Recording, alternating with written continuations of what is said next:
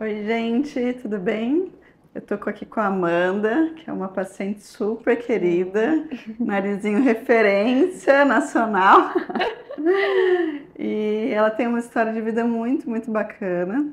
Então eu chamei a Amanda para vir aqui contar pra gente a história dela, inspirar outras mulheres que possam estar aí sofrendo com algum problema de saúde. E essa mulher linda, inspiradora. Obrigada. Conta pra gente, Amanda, um pouquinho da sua história. Ela teve um problema de saúde bem importante, né? Que deve ter sido bem Oi. difícil. Eu vou pedir para ela contar aqui pra gente. Acho que faz uns 3 anos que eu tive Covid. Uhum, Fui assintomática, não tive nada do Covid, mas eu tive uma paralisia. Então, uhum, assim, na verdade eu tava no barbeiro com meu filho, cortando o cabelinho dele. Aí, de repente, eu me senti mal, assim, parecia que tava caindo minha pressão, sabe? uhum. Tinha uma cadeira atrás, e eu lembro que eu peguei e fui pra cadeira e fiquei lá na cadeira. Até a posição que eu caí, eu não esqueço. Eu parei com o braço bem assim e fiquei encostado na cadeira, mas pra mim era só minha pressão que tava muito baixa. Aí ligaram, na época eu era casada, né? Ligaram pro meu marido, ele foi lá e aí trouxeram água pra mim. E eu achei que tava tudo bem, né? Deram água na minha boca, eu falei assim: "Nossa, tô muito fraca, eu não consigo me mexer". Aí saí de lá, meu ex-marido, né, me levou pro carro carregada. E aí ele falou: "Vamos lá pra Unimed". Uhum. Mas assim, sinceramente, eu achei que eu ia chegar lá, tomar um soro e acabou. Quando eu cheguei lá, quiseram me internar, eu falei, não, o que tá acontecendo? Vocês não vão me dar um soro? E aí o médico falou, não, não tem soro pra você. Aí já chamou 2 neurologistas pra irem lá. Aí foi quando eu entendi o que estava acontecendo, porque eu sou veterinária, então a gente tem uma Uhum. noção, né? Na hora que eles começaram a fazer os testes de reflexo, batendo os martelinhos, joelho, cotovelo, pé, eu não tinha reflexo nenhum. Nossa. Meu corpo inteiro estava parado, eles Membro enfiavam superior também? também, foi Caramba. tudo do pescoço para baixo. E aí eles enfiavam a agulha e não sentia nada. Eles tampavam meu olho e perguntavam que pé que a gente tá enfiando a agulha. Eu falava, que agulha? Não tô Uhum. sentindo nada. Então, assim, foi nessa hora que me caiu a ficha. Por estar na veterinária, eu falei, meu Deus, alguma coisa neurológica, porque eu não tô Você já tinha sentindo acabado a nada. faculdade na época? Não, Tava eu aí. estava. Ou já. Não, já tinha terminado, sim, já era Sim. formada. Ah. E aí foi quando eu falei assim, nossa, o que que tá acontecendo? Uhum. E aí foram me levando para um monte de exames, me internaram. Eu recuperei a parte de cima bem rápido. Uhum. Aí a gente fez os exames. Na ressonância eles viram, né, uma mielite transversa. Só que a mielite transversa tem que descobrir a cura. A Uhum. cura não, a A causa, né, para causa. poder chegar na cura. Tratar. Porque a mielite mesmo você trata, mas aí se você não souber a causa, ela Sim, volta, né? sim. Ou piora, tem que ver o que causou. E aí a gente começou a tratar a mielite transversa, fiz pulsoterapia, Uhum. aí foi fazendo exames e mais exames. E quando a gente viu que, na verdade, a minha mielite transversa, que a gente acredita que foi causada pelo Covid, porque o Uhum. médico explicou, a mielite transversa pode ser causada por muitas coisas. Vírus, bactérias, até uma Uhum. vacinação, qualquer, não de Covid, qualquer vacinação pode causar. Porque as pessoas sempre falam, nossa, você ficou Ah, é porque você culpa da tomou vacina? Eu vacina. falei, não, pelo amor de Deus. Sim. Uma coisa não tem nada a ver com a outra. Qualquer vacinação pode dar, mas assim, é Uhum. super raro, né? Sim. E aí, como a única infecção que eu tive na época foi a Covid, o que a gente acredita é Uhum. que eu tive a mielite por conta da Covid, porque depois descobriram que o Covid ele conseguia atravessar a barreira da Uhum. medula. Sim. Então, por isso a gente acredita que foi o Covid que causou Uhum. a minha mielite. Até que fui diagnosticada com a doença do Stephen Hawking, esclerose múltipla. Uhum. E aí eu fiquei com um diagnóstico, fui fazer tratamento lá no Albert Einstein. Caramba. E aí, aí lá me pediram mais um monte de exames. Nossa, eu lembro que na época, assim, eu gastei, eu e minha família, o que a gente tinha, o que a gente não Nossa, tinha, você não porque conseguiu pelo convênio? muita coisa o convênio não cobria. E Sério? aí, mas lá no Albert Einstein foi incrível, porque daí o médico, ele descobriu que não era mielite transversa, e aí ele já tinha tido outro caso de paciente vindo de Covid também, porque daí já tinham passado meses e É, estavam isso que eu ia te perguntar, entendendo quanto mais do tempo Covid, que né? foi esse processo, desde que você começou a ter sintoma até você descobriu melhor o que estava acontecendo? Nossa, eu acho que deve ter sido uns 6 meses. Nossa.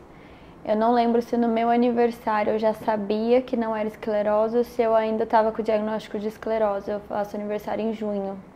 Mas eu lembro que foi mais ou menos em meados do ano, assim, que a gente foi realmente descobrir que, graças a Deus, não era esclerose. E aí, nossa, eu nunca vou esquecer. O médico, ele falou assim pra mim, olha, eu tenho uma boa e uma má notícia, qual você quer primeiro?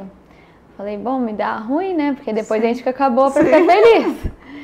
Aí ele falou, a notícia ruim é que eu não tenho o remédio que eu vou te dar hoje e você vai voltar a andar amanhã. Aí eu, tá, e qual que é a boa então?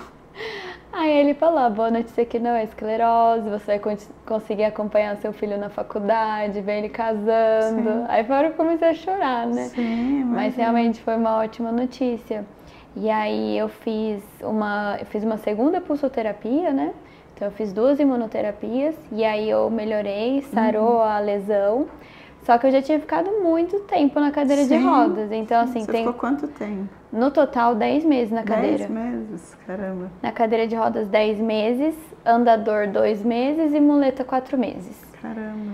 E aí eu tive que começar a fazer aquela fisioterapia de reabilitação, que ela é a fisioterapia com o personal e mais a hidroterapia. Você aprender a andar de novo. Exatamente, para minha perna entender que ela estava aqui, né? Que eu estava aqui ainda com ela.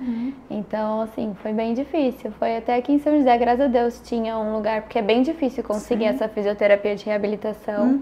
Ele até achou que eu fosse ter que fazer lá no Albert Einstein, mas aí aqui em São José, por sorte, a gente tem, porque é bem difícil encontrar esse tipo de fisioterapia, é bem especializada. E aí eu fiz. Depois de alguns meses saí da cadeira de rodas, consegui ir pro andador. Aí do andador foram 2 meses assim que, nossa, foram puxados, eu fazia uma força. Aí depois do andador foi a muleta. Na muleta eu já tava andando, né? Eu já tinha começado a andar no andador. Só que a muleta era para eu ganhar de novo meu equilíbrio. Porque por mais que eu andasse, quando você ficou tanto tempo sem andar, você não tem mais... É estranho, assim, você tem que aprender. É até esquisito de falar, mas tem que pensar. Levanta o pé... Agora baixa o pé, levanta o pé, agora baixa o pé. Não era um movimento natural, né? Não era. Era totalmente robotizado. Eu tinha que pensar como que eu fazia para andar, que eu tinha que levantar o joelho, depois virar a planta do pé para cima. É uma coisa pra gente tão simples, né? Que é o andar. Exatamente. E de repente para você era tudo que você precisava naquele momento. Era muito difícil. Pequenas coisas que a gente não dá valor, né? No dia a dia. Exatamente. E como é que foi pra você, assim, tudo isso? O descobrir... Nossa, foi difícil. Foi muito, muito difícil. O começo, eu imagino com criança, como é que você fazia com seu filho? Nossa, Porque assim, já é difícil, a gente estava conversando aqui sobre maternidade, o quanto é difícil. Andando é difícil, eu imagino. Eu chorava bastante, mas eu lembro que eu nunca chorei na frente dele. Sim. Nossa, quantas vezes eu falava assim, filho, vai ali na cozinha um pouquinho pegar alguma coisa pra eu poder chorar sem ele ver, sabe? Nossa, era difícil, mas ele sempre subia na minha cadeira. Ele subia, ele falava que era o carrinho da mamãe. Aí, ele foi assim a pessoa que na verdade mais se adaptou, ele se adaptou super rápido. É impressionante. Ele falava que era o carrinho da mamãe, que era Hot Wheels. Se divertem com qualquer coisa. E aí a gente saía assim, às vezes a gente saía pra restaurante, aí as crianças tudo vinham perguntar, né? Porque eu sempre fiquei do lado do meu filho, a gente saía, tinha alguma praça de brinquedos, eu ia com ele. E aí as crianças ficavam assim, tia, que é isso? Por que você tá nisso? Aí ele falava, minha mamãe tem um carrinho. Nossa, aí pronto, as crianças queriam subir pra brincar também, pra andar comigo. Então, nesse ponto, assim, eu acho que foi bem importante, porque não só ele, mas as crianças que tiveram contato comigo na época, acabaram entendendo um pouquinho de inclusão, sem ser aquela coisa forçada, olha, isso é um cadeirante. E pra eles, assim, era uma coisa natural, bem, né? Assim, eu vejo, assim, que realmente...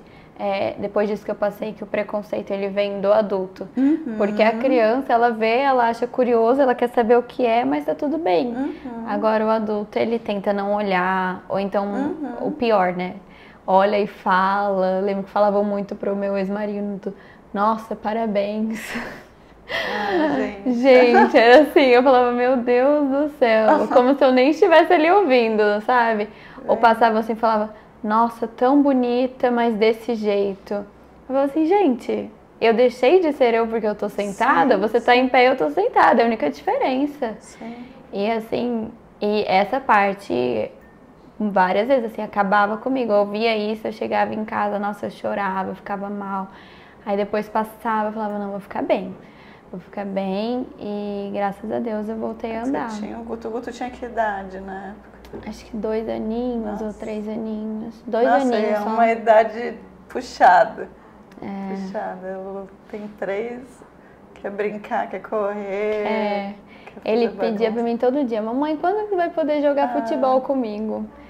Aí, gente, nossa, eu lembro que várias vezes, assim, eu queria desistir, porque no começo você vai fazendo a fisioterapia e você não vê resultado. Eu fazia aquela fisioterapia primeiro que era deitadinha, né? E aí eu falava assim, gente, eu tô fazendo, eu ia todo santo dia, eu não via resultado. Aí eu ficava me frustrando, porque no começo eu achava que era uma coisa assim, sabe? Que eu ia fazer a físio e ia voltar a andar, porque, né, eu já fiz a minha imunoterapia e agora eu vou voltar, Tudo dá certo, a gente Pois nunca acha que é. vai acontecer com a gente. A gente nunca acha que a gente vai ficar numa cadeira de rodas, né? Que alguma coisa séria vai acontecer com a gente. Então eu tinha certeza que era uma coisa normal, assim, que ia passar. E aí foram passando os meses, eu lembro que eu falava assim, eu não vou mais, eu tô indo à toa, não tá resolvendo. Fica me enchendo de falsas esperanças. E, só que daí ele virava pra mim e falava, mamãe, quando que você vai poder jogar bola? Ai, que legal. E graças a Deus eu só não parei porque o meu filho ficava Sim. perguntando pra Ai, mim que quando legal. que eu ia jogar bola com ele. Sim. Eu falava, eu tenho que ir. Em que momento assim mudou a chave? Que você falou assim, nossa, acho que vai dar certo. Na verdade, foi na segunda vez que eu fui internada, a segunda imunoterapia que eu fiz, porque eu tinha melhorado. A primeira você já fez no Einstein ou a primeira Não, foi foi aqui mesmo. Tá. As duas foram aqui. Ah, tá, entendi. Lá no Einstein eu fiz os exames e as consultas que o médico conseguiu me diagnosticar sem a esclerose. E aí, quando eu fui fazer a segunda imunoterapia, foi quando eu tive uma piora. Tava um dia fazendo meu skincare, né, que a gente tem mania de fazer a massagenzinha, né. E eu lá no espelho, aí de repente eu vi que essa minha mão tava super rápida e essa aqui tava assim, devagar. É uma coisa que você nem consegue pensar em fazer, né. Mas essa aqui batia rapidinho o meu creme, essa aqui assim. Aí eu falei assim, meu Deus. Falei, pronto, vou ter que arrumar a dose de medicação, alguma coisa, né. Voltei no médico achando que era uma coisa leve, né? Só arrumar uma dose de medicação. Daí ele falou, não, você vai ter que voltar pra internação. Nossa. Aí pronto, já foi aquele sofrimento de novo. Porque você que fica muito tempo internada, você cria uma aversão ao hospital, né? Até hoje eu não gosto de chegar perto de hospital mais. O cheiro, assim, já me... Nossa. Acho que traz uma memória, né? Muito pesado. E aí eu fui e fiquei mais um tempo internada. Foi quando eu fiz minha segunda imunoterapia. Mas foi lá que virou a minha chavinha. Foi aquele... Tem um livro que também é o filme, A Cabana. Porque antes eu ficava muito questionando, Deus, o que eu fiz pra merecer isso? Tudo eu achava assim. E eu ficava tentando repassar cada passo da minha vida, sabe? Desde criança, o que eu posso ter feito pra merecer isso? Porque Deus fez isso comigo. E aí, quando eu vi esse filme da Cabana... Eu lembro que eu pensei assim, Deus não fez isso comigo. Ele, da mesma forma que existe o bem, existe o mal. Mas ele tá do meu lado. E foi bem assim, um momento muito tocante na parte de fé mesmo pra mim. E eu acho que nada é coincidência, porque quando eu tava internada pela primeira vez, me deram alguns livros, porque eu não podia fazer nada, só ficava lá deitada. E eu lembro que eu ganhei livros de presente, assim, de amigos e familiares. E um dos livros era A Cabana. Só que tinha um outro livro que eu queria muito ler, que era Mulheres que Correm como Lobos. E aí eu deixei A Cabana pra lá. Quando eu tava internada, me falaram pra assistir o filme A Cabana. Aí eu falei, tá bom, vou assistir, né? Tô internada mesmo. E aí, na hora que eu assisti, eu falei, gente... E aí eu entendi tudo, eu orei pra Deus, eu falei, Deus... Eu entendi, o meu milagre sou eu estar aqui viva, tá com a minha família, tá tudo bem. Se o Senhor puder só não fazer eu piorar de novo, não me deixar, não fazer, porque Ele não faz isso com a gente, né? Não me deixar piorar de novo, eu já vou entender que esse é o meu milagre. Só de eu não continuar piorando. De ficar na cadeira de rodas, tá tudo bem, eu já entendi que eu só tô sentada, tá tudo certo. Mesmo que eu não vá voltar a andar, tudo bem. E foi quando eu tive essa maturidade assim, espiritual, acho, né? De a gente entender o que Deus tem pra gente e não mais questionar, foi quando virou a minha chavinha e foi quando, depois disso que eu fui pro Albert Einstein, veio o meu diagnóstico que não era a esclerose, mas foi quando eu comecei a melhorar desde o hospital, da minha segunda internação. Foi quando eu virei essa chavinha, assim, da parte espiritual mesmo, de entender e aceitar. Você tinha quantos anos? Nossa, eu tinha 23 anos, eu acho. Muito nova. Muito Para nova. você ter essa maturidade de falar, aceitar, ser aceitada dessa forma, ainda mais você, uma moça bonita, vaidosa, jovem, cheia de vida. Foi difícil. De repente falar, nossa, eu me aceito, se precisar eu me aceito. Na cadeira não é. Não foi fácil. difícil. Mas aquele foi o momento assim que eu Sim. realmente achei que eu não fosse voltar a andar. Sim. E eu aceitei. Eu só falei, Deus, só não me deixa piorar, por favor, porque eu quero poder ver o meu filho crescer, eu quero poder acompanhar toda a vida do meu filho. Você entendeu que tinham coisas ainda mais importantes. Muito mais importantes do que andar, né? Continuar viva, mexer, me movimentar minhas mãos, pelo menos, né? Coisas assim que realmente são necessárias. Mas foi só quando eu fiz essa oração que eu comecei a melhorar. Então, assim, eu acho que tudo vem com propósito. E eu acho que Deus queria que eu entendesse isso. Porque a partir do momento que eu entendi, tudo fluiu. Dali em diante foi rápido para eu melhorar. Mas até aquele momento parecia que eu não melhorava, eu estava estagnada. Pelo contrário, tive a piora, tanto que eu tive que ser internada de novo. Entendi. Então, acho que tudo tem um porquê. E o que você entende na sua cabeça da Amanda antes desse episódio e a Amanda depois? Consegue... Nossa, muita diferença, gente. Eu vejo assim que foi uma segunda chance mesmo na minha vida, né? Eu até hoje, nossa, eu e minha mãe, a gente direto, que nem eu coloco um salto e já penso assim, nossa, vou sair de salto. Tô andando, eu tô correndo, eu fico assim, nossa, eu tô correndo, meu Deus. Eu faço trilha, eu falo assim, nossa, tô fazendo uma trilha. Tudo e assim, hoje eu aproveito. Imagina, né? De você ver um problema que quantas vezes durante o dia a gente se estressa, a gente perde paciência, a gente se incomoda muito com uma coisa às vezes muito pequena, né? Exatamente. De repente você hoje olha e fala, não, mas isso é muito pequeno. As pessoas sempre falam, nossa, é tão calma, eu falo assim, gente, é porque pra me tirar do sério, a coisa tem que ser muito grave. Tem que ser assim, não sei, né, Deus me livre, uma coisa de morte, uma coisa que não tem a solução. Trabalho, eu não me estresso nunca com o meu trabalho, porque eu falo assim, nossa, isso eu resolvo, é dia a dia, é rotina, é empreendimento, tá tudo bem. A única coisa que não tá tudo bem a gente mexer é a saúde. A saúde, eu entendi assim que é uma coisa que a gente não pode brincar realmente. Mas de resto, acho que realmente nada hoje me preocupa mais. Quando você voltou a andar a primeira vez, como é que foi? Nossa, eu chorei. Mas era difícil, eu andava com uma órtese no pé. É igual criancinha, né, que dá o primeiro passinho. É, bem isso. Mas eu acho que é diferente, porque a criança, ela dá naturalmente, né? Você que tá ali lutando todo dia, tentando. Na hora que você dá, você fala assim, meu Deus, eu tô andando.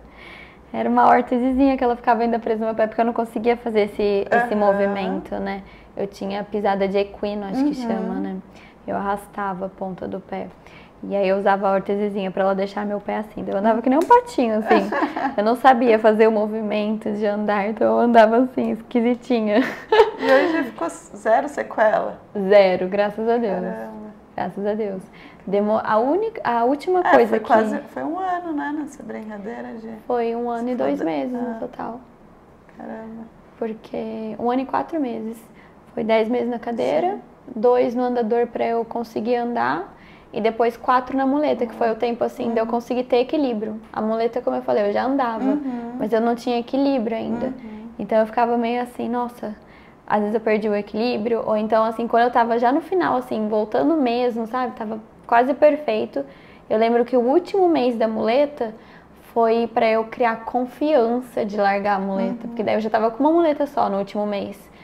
Só que, nossa, você largar aquilo, dá um medo de você cair, de acontecer alguma coisa, então tem toda a parte de você voltar ao equilíbrio, depois voltar a ter confiança, porque andar, você tem que pensar para andar é diferente. Hoje não, hoje eu ando normal, mas até então eu ficava assim, tem que pisar assim, pisar assado.